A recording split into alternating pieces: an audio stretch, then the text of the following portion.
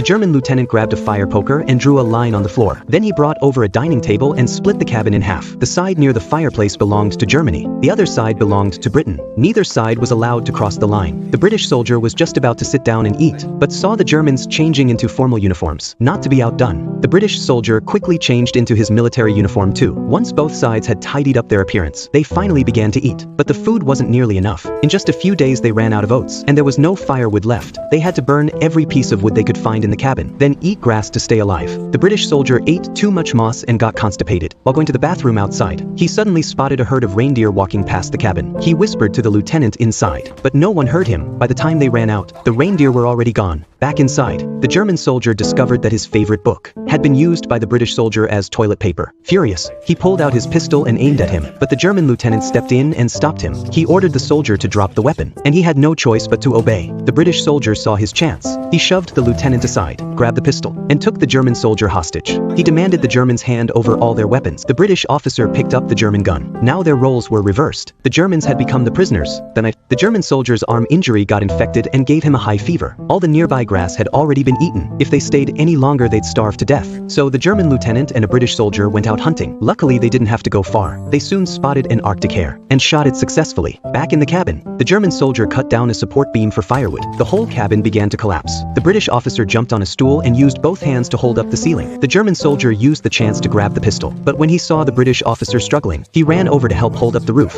The two of them held it up for an hour. Just when they were about to give out, the hunting party finally returned. They quickly dragged over a table and propped up the beam with a wooden pole. Crisis averted, but the soldiers immediately pulled guns on each other again, demanding the other side disarm. Finally, the officers stepped in and negotiated a deal. They threw their guns into the snow, then went inside together to cook the rabbit. The night, they sat in a row happily eating meat. If there were no war, they might have been great friends.